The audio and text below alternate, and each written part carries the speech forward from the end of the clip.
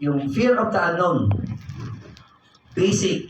Sa negosyong to, matatanggal yan kung meron kang knowledge and mastery sa mga to. Marami tayong napag-usapan tungkol sa company profile. Yes? Yes. Habang nag-uusap tayo, lumalawak yung understanding, tumatapang. Yes. Hindi naman napapansin nawawala ang fear.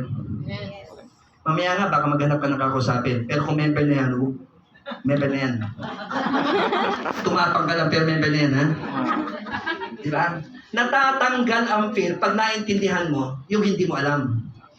Hindi mo alam dati, pag naintindihan mo, walang space yung fear. Walang space. Paano siya magkakaroon ng space? Wala nga siyang power eh. Bakit? Naiintindihan mo ngayon, naiintindihan mo eh. Ngayon, ma-influensya mo yung hindi na naiintindihan, yung hindi na naiintindihan. Hi. Hello. Oh, so, authoritative. Nandun ka sa authority. Kailangan lang, hindi mo lang basta malaman, masterin mo. Kilala mo ba ang kumpanya? Alam mo ba yung profile? Produkto. Gaano kalalim ang naintindihan mo sa produkto? Dahil kung gaano kalalim ang naintindihan mo sa produkto, doon nakadepende yung believe mo sa produkto. Di ba? Okay. Busog na busog tayo sa mga trade. Dapan na trade. Si Ma'am Pig, kalitaw. Malinaw. Di ba? Ano na rin po? Oh. Ito. Naintindihan mo ba to?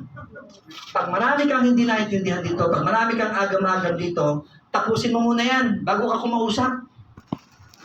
Pero bilisan mo. Sabi mo na yung mentor mo, kung sino yung apply mo, upo kayo, magkaintindihan na kayo dito. Kasi pag marami kang shadow dito, marami kang blind spot dito, pigil yung tapang mo. At kakalabitin ka ng fear. Takot ka na naman kumausap ng tao.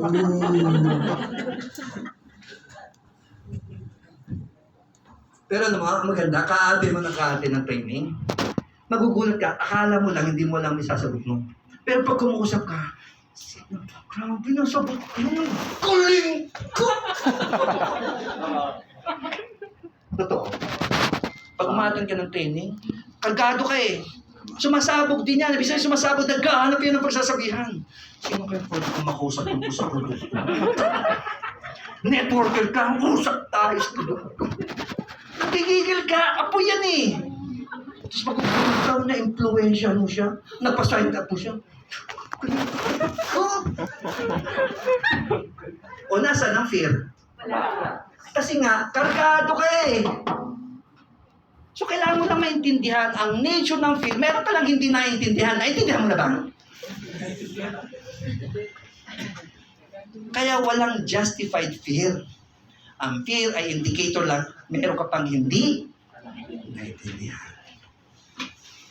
Tapos ang naman eh, tapigin mo na sa partner. Mga partner. Naintindihan mo na ngayon. Naintindihan mo na ngayon. Sa kaliwa ka may ng partner. Partner. Intindihin mo ulit. Intindihin mo ulit.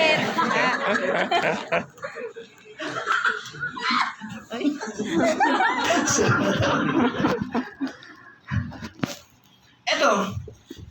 My God. Talagang pag nakikita ko yan, kumakabog-kabog. Talagang, she's the girl of my dream. Eh di sabihin mo sa mga.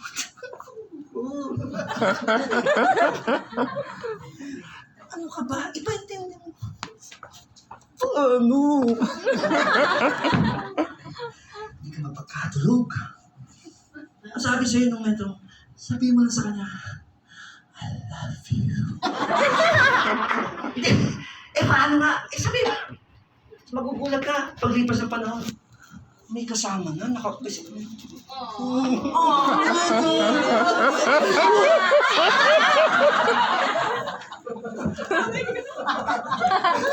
It hurts!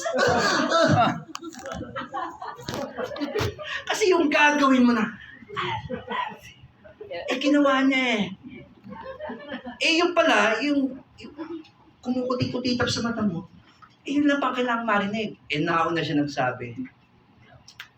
Nauna nga. The fear of the unknown. O sabahin mo. Di ba? Hindi mo lang kasi naiintindihan paano sabihin. Eh kung, ganito. Hindi mo naman ako ng tip eh. Kasi alam ko, 30 na yung naging girlfriend mo. Paano yung strategy? Paano? Eh tinuro sa'yo. Ganun pala. Diba? Tapos, in-turn natin sa nagre-rehearsal ka pa. Tapos, nagkaroon ko ng ganda pagkakataon. Tapos, sinabi mo sa kanya, hindi ka pa tapos doon. Sabi niya, love you too. Dito, effective! Thank you! Ano mo sabihin? Walang takot kasi alam mo yung gagawin. Tama? Tama. O, siyempre lang. Para matanggal yung fear, alamin mo lang kung anong gagawin. Attend ka ng mga SBO. Hindi ko alam ang gagawin eh. Eh paano nga? Attend ka nga. Paano nga ang gagawin? Umattend ka. Hi. Hello. Yan lang. Walang hiwaga. Alamin mo lang yung hindi mo alam, mawawala yung takot. Yes. Hi. Hello. Marami sa atin takot kumausap sa mga negosyante. Malaki negosyo, takot. Alam niyo ba na sila ang pinakamasarap kausapin? Yes. Pagod na sila sa traditional business nila. Naghahanap sila ng kakaibang concept ng negosyo. Dapat ikaw magpapaintindi doon. Naintindi mo ba? Pinatay na yung aircon. Dapat naintindihan mo yun.